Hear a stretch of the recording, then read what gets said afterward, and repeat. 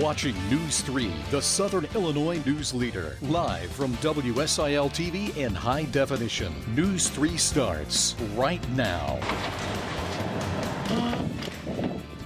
Cleanup underway tonight after Tuesday night storms leave their mark across southern Illinois and southeast Missouri.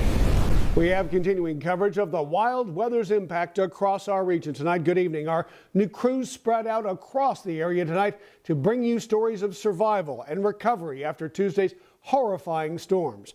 We know of one death in White County tonight and another in Perryville, Missouri, and we'll take you there just ahead. Yeah, but first we want to get a better understanding of the scope of the damage. Earlier today, we rode along with Black Diamond Aviation to get a view from above at the shocking extent of the damage. This is over Crossville in White County. This home just leveled. The trees below twisted and chewed just like toothpicks. The width of the twister here appears to be about 1/4 mile wide. The tornado's path was clear. Another look at a large stand of trees pushed over like corn stalks. In the open field, you see the twister's path littered by debris. We move into Franklin and Perry County. In Elkville, the town's baseball fields are trashed. More homes in Elkville just shredded by the powerful winds. A lone farmhouse, the building and its contents just tossed into the open fields. Another building knocked to its foundation. Large parts of the roof tossed into the farm field for hundreds of yards. Another view of the force of the tornado. And this home in the Ava area. The front of the home just smashed. Then behind the home, you see more trees twisted in every direction. The storm generated nearly 20 reports of tornado damage, as the path from above appears to show. Let's take you now to White County, where we had the only tornado death in southern Illinois. It happened in the community of Crossville, just north of Carmi. News 3's Brandon Richard shows us what authorities say happened and the damage left behind. This is where officials say a 71-year-old man died after last night's tornado came churning through. He lived in this home here behind me, and notice all of the debris scattered across this field in front. That is where authorities say they found his body. Today, family and friends gathered at what's left of the home Tom McCord shared with his wife, Debbie. Authorities say Tom tried to get into his house when the tornado hit last night, but he didn't make it. The storm picked him up and threw him 40 yards across this field. His loved ones remember a man they say everyone admired. Tom was well liked, just a nice guy, really a nice guy. The tornado left a path of destruction, stretching from south of Crossville to the east. It damaged and destroyed several homes and ripped this home from its foundation. You see things like this on TV, but until you actually see it in person, it just kind of overwhelms you a little bit. No word on the cost of damage the tornado caused, but folks here obviously have a big mess to clean up and will be cleaning up for quite some time. Reporting in Crossville, Brandon Richard, News 3. In Franklin County tonight, severe weather blew over one house in Royalton. Fortunately, no one was home at the time. News 3's Evie Allen was there moments after the disaster last night. And Evie, I understand you met with the family today. Yes, that's right. I did, Carolyn. The family of 3 actually took shelter at a relative's house in town. When they got back, the house was no longer standing. It had disappeared. Now this morning, homeowner Autumn Byrne found pieces of her home, clothing and food thrown everywhere. Family and friends spent the day helping them look for anything that can be salvaged. During the storm, the family took shelter at Autumn Byrne's mother's house in a storm shelter. When she got back, this is what she saw, and all she could think about was her dog and her cat. My mom was saying, let me know when we get close to your house because I get kind of thrown off on the driveway. And she was like, well, this is your driveway right here, but where's your mailbox and where's your house? And I was like, it's gone. There was nothing, no walls, no nothing. And it was like shock. Thanks to a friend, their dog Buddy was found in a wooded area. Autumn says she is just grateful that everyone was okay. Now, the family was able to salvage some clothing, and the American Red Cross has stepped in to help. Now at 6:30, we'll hear more from the family about their devastating loss. In Royalton, Evie Allen, News 3. All right, thanks, Evie. We'll have much more on last night's storm and impact in a moment, but we want to get right over to Jim now. Yeah, and a look ahead as forecasters, we're always moving on to what is next.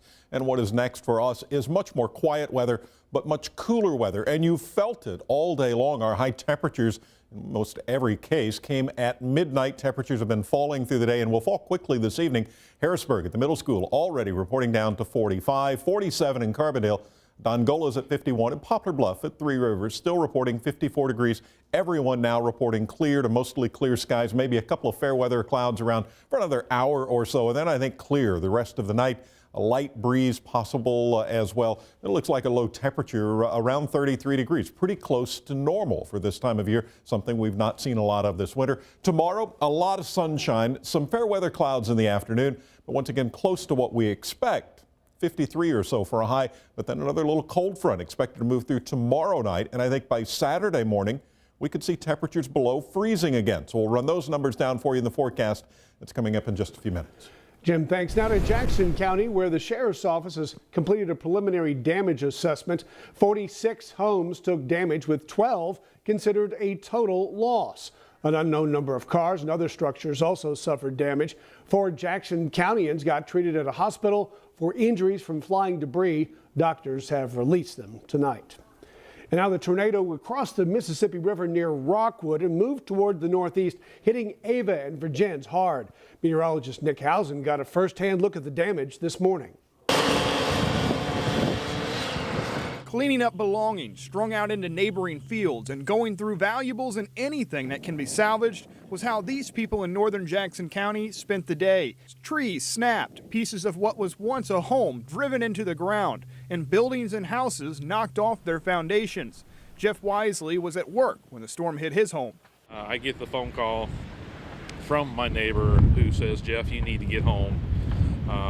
Your house has been severely damaged, and it's urgent that you get home. Wednesday morning, Wisely was thankful he wasn't home, looking over the damage to his house and his garage that collapsed around his prized classic car. He says it's a very emotional process. Overwhelming of where do I begin the game? Where do I start the day? And who do I need to call? And that sort of thing. It's a big deep breath of worry and frustration and sadness and some joy that I'm okay. But just down the road, one of Wisely's neighbors had their mobile home pulled off the foundation. And what seems like a little luck combined with smart decisions all survived and no major injuries were reported. Well, I will definitely look at thunderstorms warnings and watches on a whole different level. And with a whole new respect for the power of Mother Nature. In Jackson County, meteorologist Nick Housen, News 3. Meantime, farmers in Jackson County spent the day assessing the damage to their crops destroyed by last night's tornado. And News 3's Ronnie LaForge joins us live in Virgins, where at least 3 farms suffered major damage there. Ronnie, how bad is the damage, and have crews there started cleaning up? Carolyn, this is just unlike anything I've ever seen before. Not just the path of this storm that left destruction here in Virgins, but also just the community's outpouring of support. If you look over here in this field, if you can see it, it's kind of dark outside right now, but there is just debris scattered for miles. Now here's a look at some aerial footage captured earlier today where you can see several farms in Virgins that were just flattened. Now this is the time of year where farmers are transporting last year's crops to sell, but the farmers in Virgins unfortunately have their harvested crops scattered in the fields. Tama Weil was in her hallway when the tornado hit, wearing a helmet, and felt the tornado shake her house. But it wasn't until she walked outside she realized just what the tornado had done. You could hear the roar. You know, they say it sounds like a train. It was a big roar, and the house shook a little bit. We heard things flying around and breaking some windows, but it went by so fast, we thought surely it didn't do anything. And then, you know, you walk out here in the dark and devastation.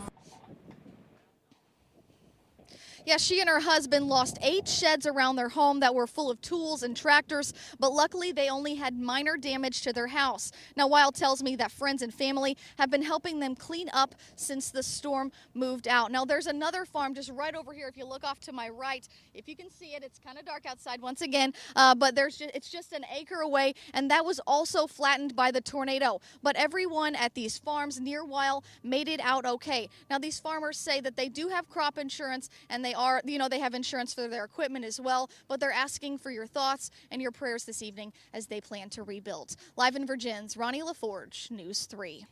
An Elkville church is taking donations for families in their community who were hit hard by the tornado. God's House of Worship on South 6th Street put out a sign saying it was accepting donations and spreading the word by calling friends within the community. By this afternoon, people were already dropping off clothes and personal hygiene items. Those people lost everything, and if we can help them out in any way, whatever we can get as donations, we want to be able to give. Well, the church says they'll be taking donations for as long as they are needed. If you'd like to donate, just look at your screen here. We have all the information there. You can drop items off at the church during the day at 406 South 6th Street, that's in Elkville, or call the pastor, David Schnurr, at the number you see on your screen. Coming up at 6, we head back to Perryville, Missouri, where one person died. Dozens of families lost everything in last night's wild weather. The first West Frankfort business owner detained by immigration will get to go home. We'll have the very latest on his case when News 3 at 6 returns.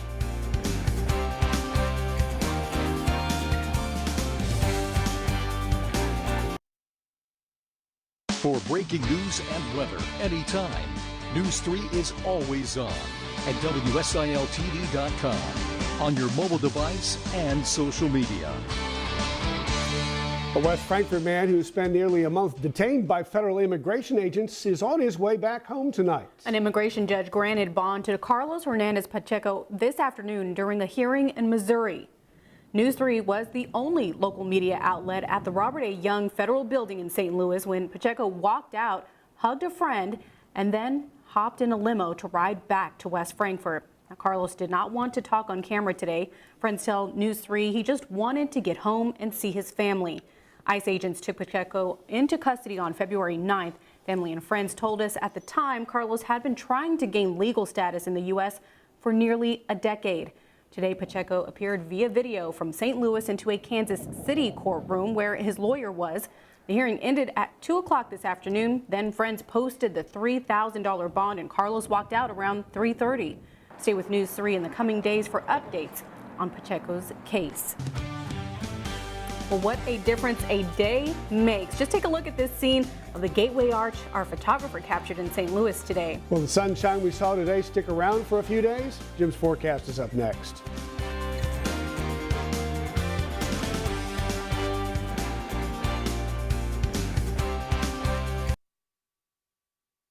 Putting accuracy first, this is News 3 weather. 3 waves of storms. We saw all 3 of them, one in the morning, not as much severe weather with that one. The one last evening, certainly severe weather across the region.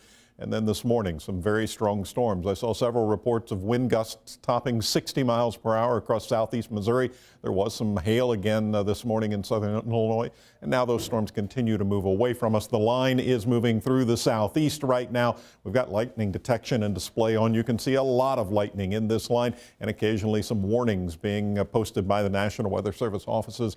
It looks like it's going to be a pretty bumpy night for the folks across Georgia, southern parts of Alabama, just about to move out of Mississippi, and the Carolinas, seeing some severe weather, a little more different for them. They don't see as much in the way of severe thunderstorms on the other side of the mountains. Kind of a testament to just how strong this system was. And part of the strength came from the difference in temperatures and the clash of jet streams. And we're seeing some of that difference in temperatures now. Temperatures have been falling all afternoon long. We're all at new lows. 46 right now in Mount Vernon, 49 in Marion, 54 in Paducah, and in Poplar Bluff and Sikeston. Murray's still reporting 56 degrees. All of those numbers coming in from the local airports. Now we check in with one of our WeatherNet sites, Marion at the junior high.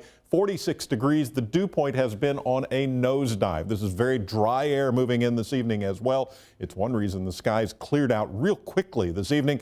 It was beautiful blue right around sunset. See a lot of stars around tonight as well, but it is a little breezy out there. Northwest wind showing up 15 to 20 miles an hour currently, and you can see the big gust coming in when the line of storms went through this morning in Marion at the junior high, 51 miles per hour. And also just about a half inch in that rain gauge for the day. Satellite imagery, we did see a few clouds around. They were kind of here and there at times. Now southeast Missouri, a lot more in the way of clear skies during the day, and for all of us, clear skies. But you can just see back up the flow. There are a few clouds around. We might see a few, especially in the evening, and I think again tomorrow afternoon. Interesting what we're looking at tomorrow. A little bit of a push of warm air ahead of the next cold front, but as that cold front approaches in the afternoon, I think we'll see an increase in fair weather clouds. Then that front's expected to move through tomorrow night, and by the time we get into Friday morning and Saturday morning for that matter, I think there's a chance we could see some temperatures around freezing, possibly below freezing, and that's still a concern agriculturally. We'll have to keep an eye on that. Tonight, temperatures are going to drop very close to freezing as well. I think we're going to watch those numbers tumble through the 30s later this evening. High temperature tomorrow, pretty nice bounce back. Again, it's that warm up ahead of a cold front. We always look for one, 53 or so. Some spots could be a little bit warmer than that, especially in western Kentucky. Then we get to Friday morning.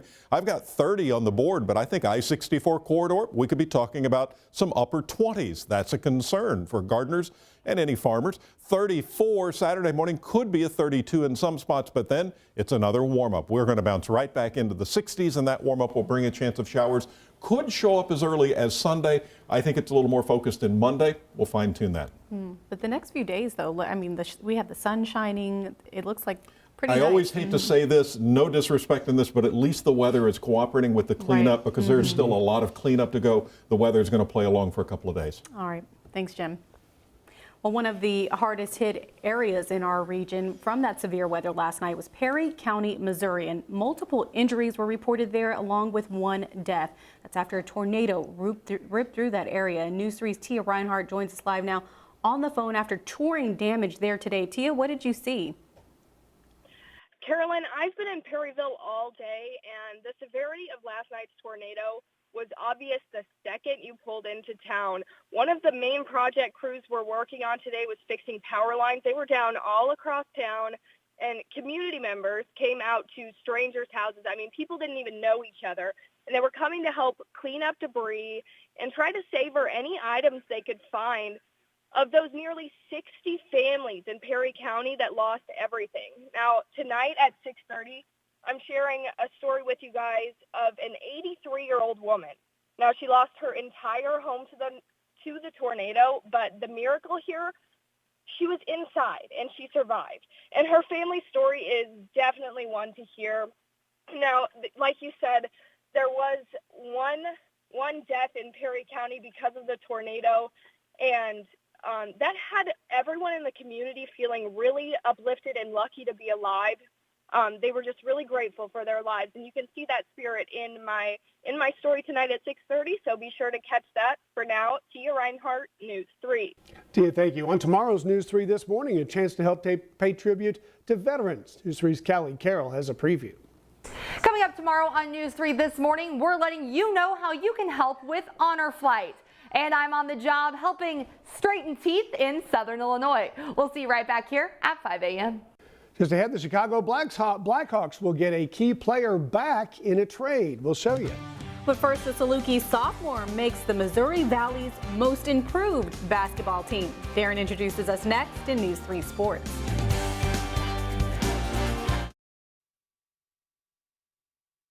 This is News 3 Sports in HD. A pair of Salukis picked up Missouri Valley Conference honors yesterday when Sean O'Brien was named second team All-Conference and Teague Bowl was named to the All-Defensive team. Today, more postseason honors from the league. SIU sophomore Armand Fletcher was named to the Valley's most improved team. Fletcher averaged 11.5 points per game this year after averaging only 5 a game last year. He also doubled his rebounding from a little more than 2 per game to nearly 5. Evansville's Jalen Brown was captain of the all-bench team after leading the Valley in scoring at 21 per game. Fletcher and his teammates are putting the final preparations before heading to St. Louis for the MVC tournament. The Dogs will face Loyola Friday afternoon in the second quarterfinal of the day. SIU swept the regular season series from the Ramblers, including a tough 72-70 win Saturday in the regular season finale.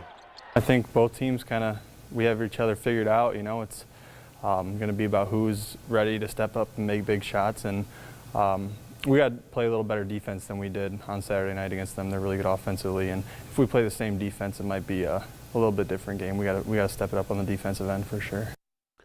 The Salukis and Ramblers will take to the court at 2:30 Friday in St. Louis.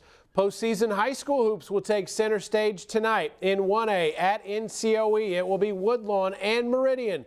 In 2A at West Frankfort, it will be a matchup of state-ranked teams when Mount Carmel squares off with T-Town. According to Frankfort AD Richard Glodich, that game will not get started before 7:30 as the Aces bus broke down on the way to Franklin County. Also in 2A at Nashville, Westland will face Alton Marquette. In 3A, a couple of very interesting matchups at Carterville. It will be Benton and Marion. And at Centralia, Murfreesboro will tangle with Heron. Of course, we'll have all your scores and highlights tonight at 10. The Chicago Blackhawks are bringing back a familiar face, reacquiring defenseman Johnny Oduya from Dallas for forward Mark McNeil and a conditional 4th-round pick in 2018. Oduya played for Chicago from 2012 to 2015. He appeared in 71 playoff games, including Stanley Cup championships in 2013 and 15. The Blackhawks are home tonight to take on Pittsburgh. Chicago starts the night 5 points behind Minnesota in the Central. Major League Baseball exhibition action. Cards beat the Mets 6-1, and out in the Cactus League, the Cubs beat the Royals and the White Sox beat the Diamondbacks. Oh, good. All the good teams won. All right. All right. Thanks, Darren. We'll be right back. 5 women scientists get immortalized as the newest Lego figures. Yeah, the company unveiled its Women of NASA set this week. Just take a look. The figures include Sally Ride, the first American woman in space, and Mae Jemison, the first African American woman in space. Also included is Katherine Johnson, whose work helped put the first people on the moon and who inspired the recent Hidden Figures movie. The set will be released later this year or early next year. Pretty neat. Yeah, very neat. Well, don't go anywhere. We have more continuous team live coverage of the tornado devastation from yesterday. That's right. We'll be looking for you again in just 1 minute for News 3 at 6:30.